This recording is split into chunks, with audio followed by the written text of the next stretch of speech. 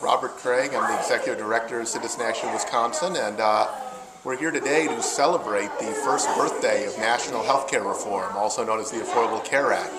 And it already has huge benefits to people, but it's going to be even better moving forward, assuming our state will implement it fully and our leaders in the state will actually support the law rather than trying to undermine it. To kind of dramatize that, we had one-year-old babies here today. One-year-old babies, of course, are already precious and need to be protected, and the Affordable Care Act protects them because you can no longer discriminate against kids with pre-existing conditions. That's already the law.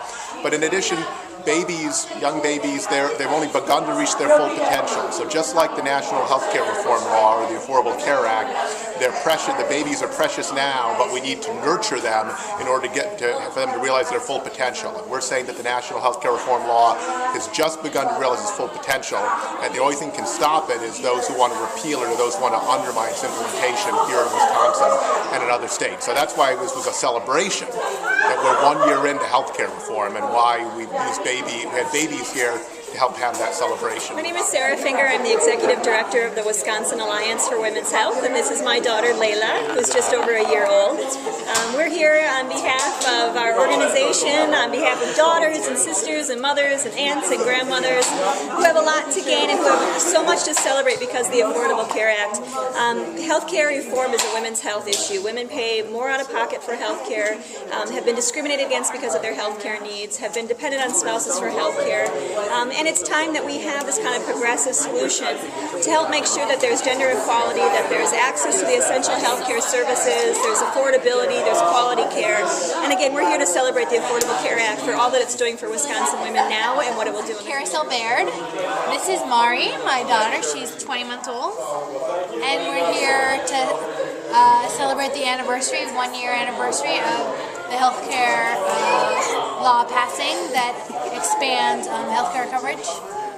One of the things that I think that I'm most excited about the law is the protection for women. The conversation about how healthcare, the majority of healthcare providers that are currently in the country do not provide prenatal care, postnatal care, basic reproductive issue.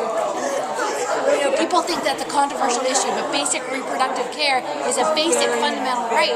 Just the basics of being able to take care of yourself, understand what's going on when you're pregnant, understand what's going on, trying to get pregnant, trying to not get pregnant. All these things are so fundamental. So that's so important to me. That's one of the reasons I I'm an intern at the Wisconsin Alliance for Women's Health. My name is Sarah Eskridge, and I also work for the Wisconsin Alliance for Women's Health.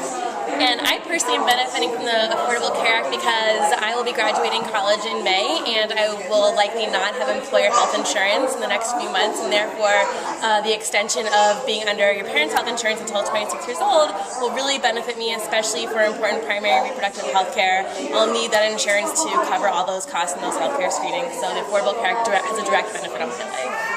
And similarly, I am 24 years old, recent graduate from college, looking for full-time employment right now. So I am currently benefiting from the Affordable Care Act, staying on my parents' health insurance to get all the essential care that I need. And without it, I would not be able to take the time in my job search to really find fulfilling and meaningful work.